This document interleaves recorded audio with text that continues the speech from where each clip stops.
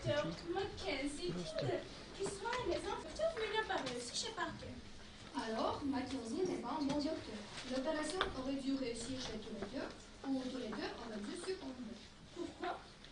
Un médecin consciencieux doit mourir avec le malade s'il ne peut pas guérir ensemble. Le commandant d'un bateau périt avec le bateau dans les vagues. Il ne le survit pas. On ne peut comparer un malade à un bateau. Pourquoi pas? Le bateau a aussi ses maladies. D'ailleurs, ton docteur est aussi sain qu'un vaisseau. Voilà pourquoi en même temps, il devait périr en même temps que le docteur, comme le malade et son bateau. Ah, je n'y avais pas pensé. C'est peut-être juste. Et alors, quelle conclusion en tires-tu? C'est que tous les docteurs ne sont pas charlatans. Et tous les malades aussi. Seule la marine qui est honnête en Angleterre. Mais pas les marins. Naturellement. Il y a une chose que je ne comprends pas. Pourquoi, à la République de l'État civil, on donne toujours les âges des personnes décédées et jamais celui des nouveau-nés? Je ne me le suis jamais demandé.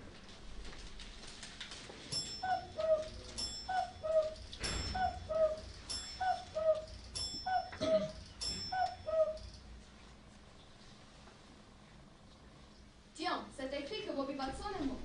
Oh mon Dieu, le pauvre. Quand est-ce qu'il est mort? Pourquoi faut-il s'être étonné? Tu le savais bien, il est mort il y a 2 ans. Tu te rappelles, on a été en son enterrement, il y a 1 an et demi. Bien sûr que je me rappelle. Je me suis rappelée tout de suite, mais moi je ne comprends pas pourquoi tu as été si étonnée de voir ça sur le journal. Ça n'y était pas sur le journal. Et pourtant il fait de bonnes affaires. Oui, quand il n'y a pas de concurrence. Et quand n'y a-t-il pas de concurrence? Le mardi, le jeudi et le mardi. Ah, 3 jours par semaine? Et que fait Bobby Watson pendant ces 3 jours? Il se repose, il dort. Mais pourquoi ne travaille-t-il pas pendant ces 3 jours s'il n'y a pas de concurrence? Je ne peux pas tout savoir. Je ne peux pas répondre à toutes tes questions idiotes. Tu dis ça pour m'humilier? Tu sais bien que non. Vous les hommes, vous êtes tous pareils. Vous restez là toute la journée, la cigarette à la bouche, ou bien vous vous poudrez et vous fardez vos lèvres 50 fois par jour. Si vous n'êtes pas en train de boire sans arrêt. Mais qu'est-ce que tu dirais si tu verrais les enfants faire comme les femmes, fumer toute la journée, se poudrer, se mettre rouge aux lèvres, boire du whisky? Quant à moi, je m'en fiche, mais si tu dis ça pour m'embêter, alors je n'aime pas ce genre de plaisanterie. Tu le sais bien.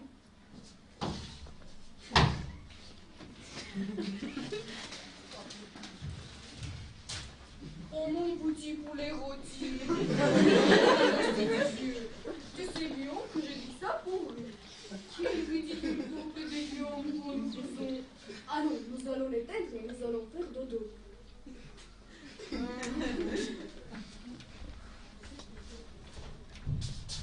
Je suis la bonne. J'ai passé un après-midi très agréable. J'ai été au cinéma avec un homme et j'ai vu un film avec des femmes. À la sortie du cinéma, nous sommes allés boire de l'eau de vie et du lait et on a lu le journal. Ma petite Marie, j'espère que vous avez passé une après-midi très agréable, que vous êtes allé au cinéma avec nous et que vous avez vu un film avec des femmes. Et le journal? Monsieur et Madame Martin nous invitaient à sonner à la porte. Ils m'attendaient, ils n'osaient pas entrer de seul. Ils devaient dîner avec vous ce soir.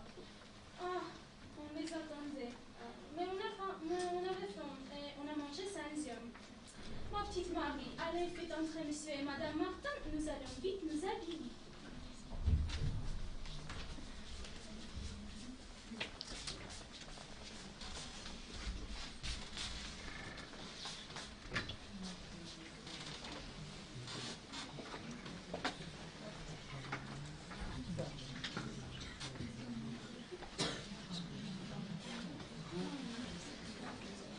Pourquoi vous êtes venu en retard? Il faut venir alors, compris? Après. Pardon, madame.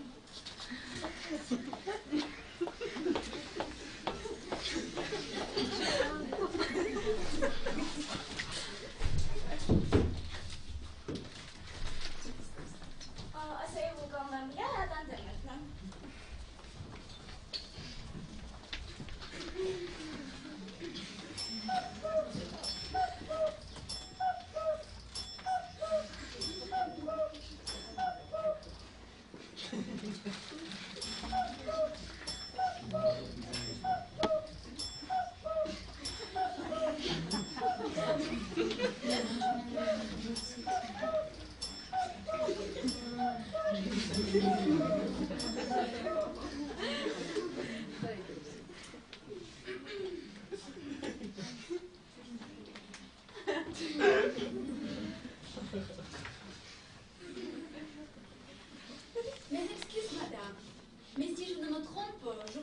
rencontré quelque part. Ah, moi aussi, monsieur. Il me semble que je vous ai déjà rencontré quelque part. Ne vous aurais-je pas déjà rencontré à Manchester par hasard? C'est très possible. Moi, je suis originaire de la ville de Manchester, mais je ne me souviens pas, je ne peux pas dire si je vous ai aperçu. Comme c'est curieux, chère madame. Moi aussi, je suis originaire de la ville de Manchester. Comme c'est curieux. Seulement moi, madame, j'ai quitté la ville de Manchester il y a 5 semaines environ. Comme c'est curieux. Comme c'est bizarre. Et quelle coïncidence. Moi aussi, monsieur, j'ai quitté la ville de Manchester il y a 5 semaines environ. Comme c'est curieux, chère madame. Et quelle bizarre coïncidence. Peut-être bien alors que nous sommes rencontrés là. C'est très possible, mais je m'en souviens pas. Moi non plus, chère madame. Vous savez, chère madame, je voyageais en 2e classe. Il n'y a pas de 2e classe en Angleterre, mais je voyage quand même en 2e classe. Moi aussi, je voyageais en 2e classe. C'est curieux, chère madame, et quelle bizarre coïncidence. Peut-être bien alors que nous sommes, qu'il n'y a pas de doute, que nous nous sommes déjà vus. Et vous êtes ma propre épouse. Elisabeth. Elisabeth. Elisabeth. Elisabeth. Elisabeth. Mesdames, messieurs, Elisabeth, ma femme.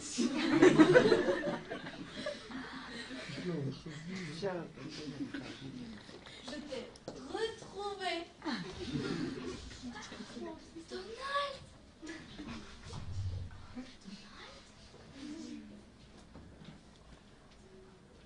Donald.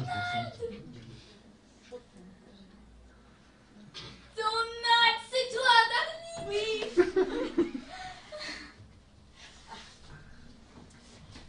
Une minute.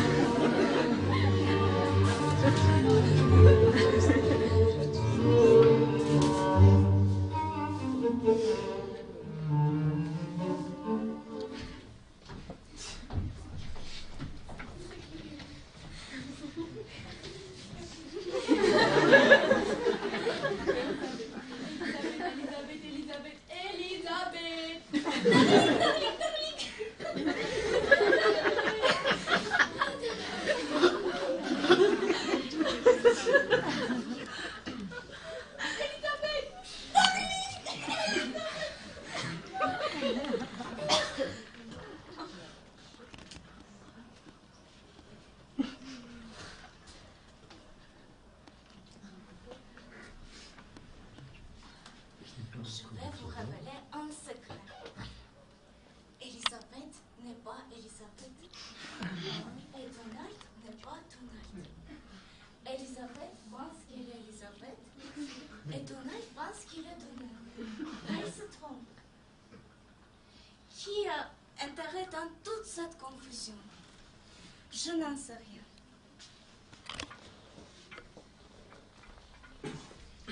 Mon vrai nom est Sherlock Holmes.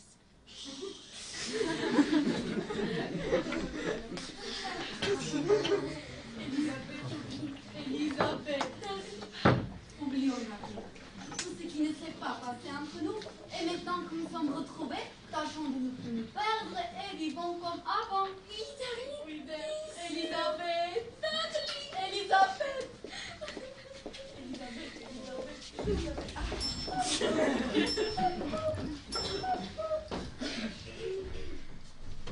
Bonsoir, chers amis. Excusez-nous de vous avoir fait attendre si longtemps. Nous avons pensé qu'on devait vous rendre les honneurs auxquels vous avez droit bien nous faire le plaisir de venir nous voir sans annoncer votre visite. Nous nous sommes dépêchés d'aller revêtir nos habits de gala. On n'a rien mangé toute la journée. On vous attend il y a 4 heures. Pourquoi vous êtes venu en retard?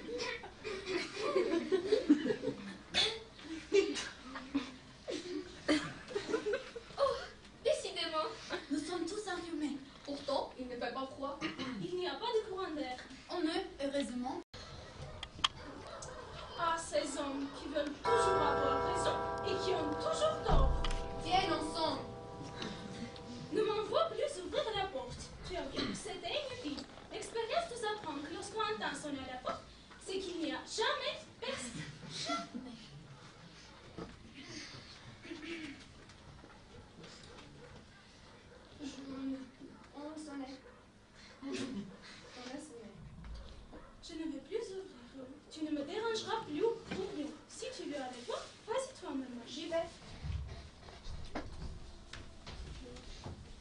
Bonjour.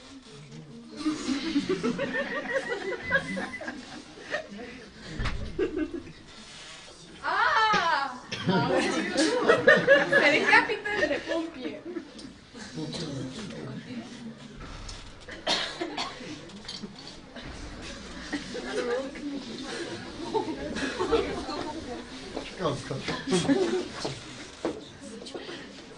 Bonjour mesdames et messieurs.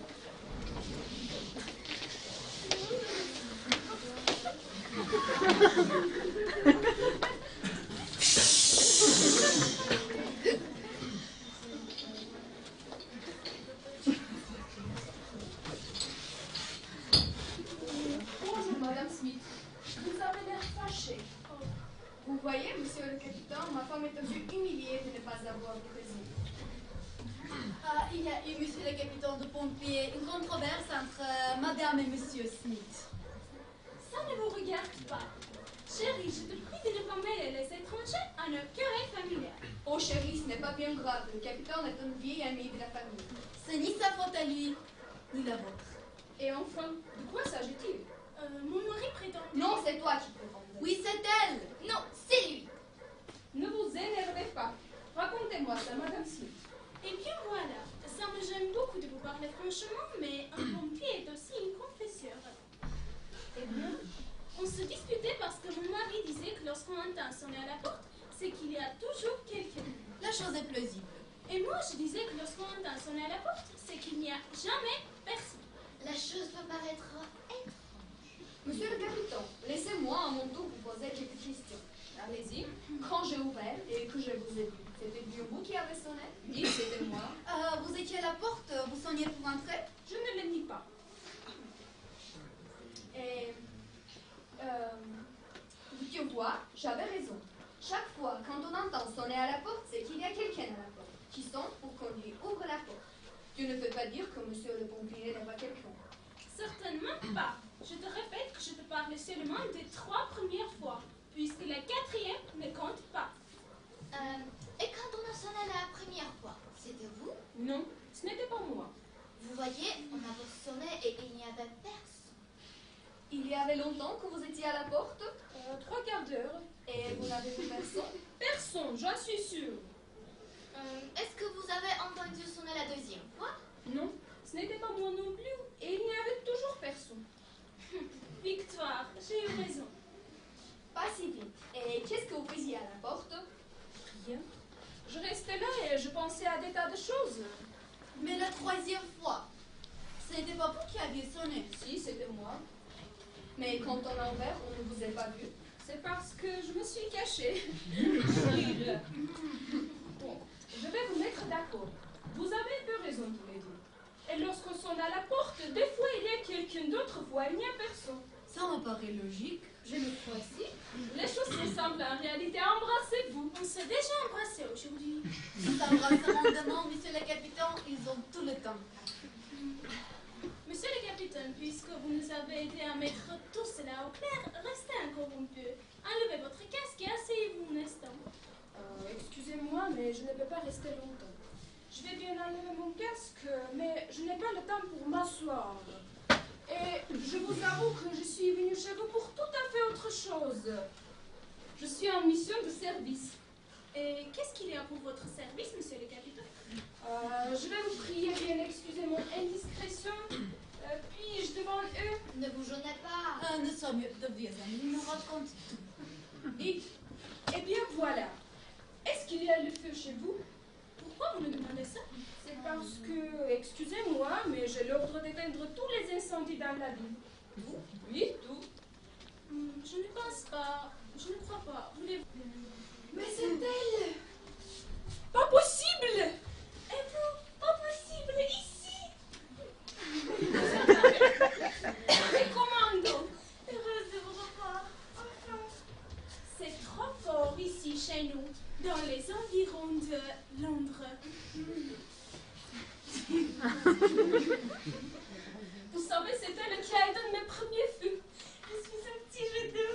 Dylan ainsi, chers amis, ces sentiments sont explicables, humains, honorables. Tout ce qui est bien est honorable. Je n'aime pas quand même la voir là, ici, parmi nous. Elle n'a pas l'éducation nécessaire. Vous avez trop de préjugés. Ils ne sont pas si méchants que ça. Allez, ma petite Marie, allez gentiment à votre cuisine. Il y a un beau poème devant la glace.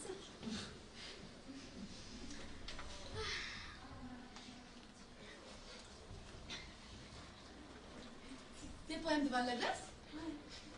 Tiens, sans être bon, moi aussi j'ai des poèmes devant la glace. Ce matin, quand tu t'es regardé, tu ne t'es pas vu? C'est parce que je n'étais pas encore là. Je pourrais quand même vous réciter un poème. Ma petite Marie, vous êtes épouvantablement têtue. Elle va nous réciter un poème. C'est entendu? Commencez, Marie. Les fermes, à l'honneur de... Napoléon reprit un le le château préfère, une pierre préfère, les oiseaux préfèrent, les poissons préfèrent, les ombres préfèrent, les femmes préfèrent, les enfants préfèrent, les cendres préfèrent, tout préfère, préfère. Ça m'a donné froid dans le dos. Il y a pourtant une certaine chaleur dans ces vers. J'ai trouvé ça merveilleux. Tout de même, Vous exagérez. Alors, au revoir, mesdames et messieurs. Je dois vous quitter. Au revoir. Bonne chance et bon feu.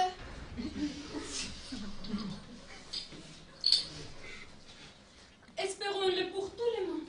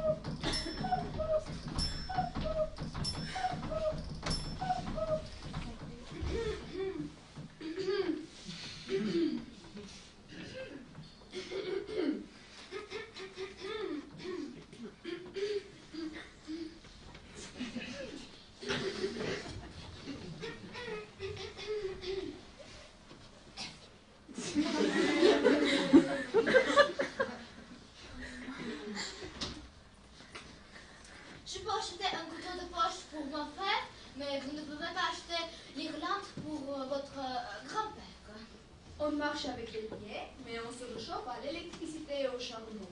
Celui qui vend aujourd'hui un bœuf, demain aura un œuf. Dans la vie, il faut toujours regarder par la fenêtre.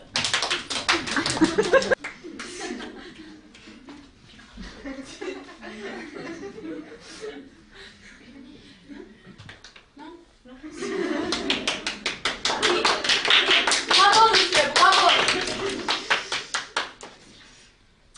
Brother William, a shop assistant. Dans un shop, qu'une chaussette dans une brouette. Plutôt enfilé dans un chalet que duelé dans un palais. La maison de... Tu me donnes le cercueil de ton mari. Je cherche un prêtre. C'est pour écrire, le chat c'est pour le... Très vite, mais la cuisinière prépare mieux les plats. Eh, ne soyez pas dindon. Embrassez plutôt le conspirateur. Charity begins at home. J'attends que la quédouque vienne me voir à mon moulin. Aval Syrah. Cacatoès. Cacatoès, cacatoès, cacatoès, cacatoès, cacatoès, cacatoès, cacatoès, cacatoès, cacatoès,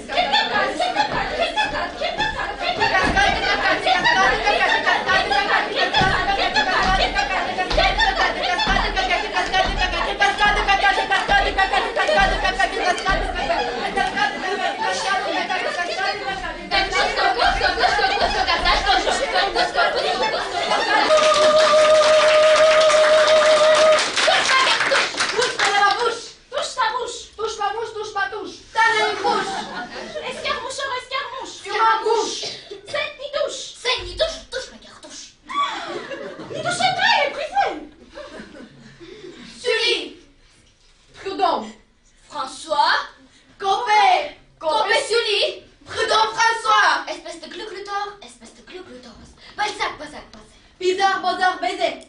A-C-I-O-U. B-C-E-A-C-E-E-G-H-F-C.